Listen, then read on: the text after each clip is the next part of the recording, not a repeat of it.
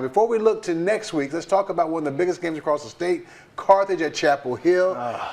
This game here, it was anticlimactic. Yeah. It really, really was because folks who were, take a look here, folks who, this is the third play of the game, and Trevor Brooks picks off the quarterback for a 7-0. And then when Carthage got the ball back, they had a touchdown called back, a big-time 70-yard touchdown run called back, and they would 2-3 plays later get a pass thrown for a touchdown. Here, this sets up their second touchdown. Look at this guy. Man, look at that. This dude is moving. He's moving. He is moving. And like I said, on this drive here, they would score a touchdown after the run was set up the touchdown pass. And that's the way it went for these guys. They had 2 big plays called against them to come back, Carthage did. But they had the resolve. They were resilient. Yeah. They stuck around and said, we're in this to win it. And they were. 45-14. I don't know what happened. Of course, Brisbane was not playing. They had a little scuffle, and this happened, and a flag was thrown. Yeah, it got a little crazy. Not for TV audience. Coleman, how come you're always at these games where crazy stuff like this happens? I was thinking, man, we're going to do this again?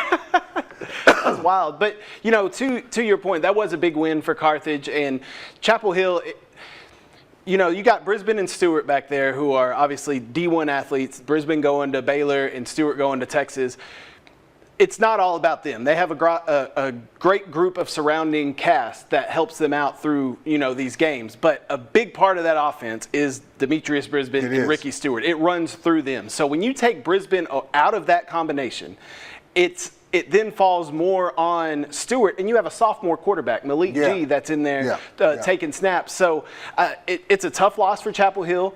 Coach Reardon, the Beard, he'll get them turned around. He'll get them refocused next week. But, they have no rest for the weary, no time to lick their wounds because they have Lindale coming to town next week, and that starts district play. So I think the key thing, and I think what Chapel Hill is looking at is we need Demetrius Brisbane healthy for a playoff run. So if that means... So save him. Exactly. If that means maybe you don't win district. Maybe you get, third, even fourth in that district. Right. As long as you get in, Chapel Hill is one of those teams. As long as they get in, they're going to be dangerous. Yeah. So, and I'm not counting them out of the district at all. I mean, they have enough talent on that team. We saw it defensively with Trevor Brooks. They have enough talent on that team to still make a run if Brisbane's not healthy. But we've seen this team the past 3 years with Brisbane and Stewart. Well, if you don't have your engine, that's what it is. Because, I think part of them tonight, like I said, they didn't get on offense because they scored on defense. Mm-hmm.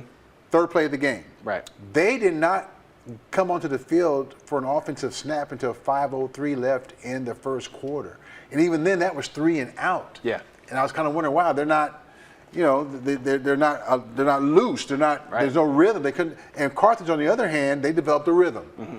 Throw, pass. And you're keeping your defense on the field when your offense just goes 3 and out. Exactly. And that gives Carthage more time to pound the rock. And Carthage, when they lost that first game of the year against Kilgore, we're like, Carthage, they lost 2 in a row. If you go back to last year to Gilmer and now to Kilgore, and what's going on in Carthage? And they take a week off, reset, refocus.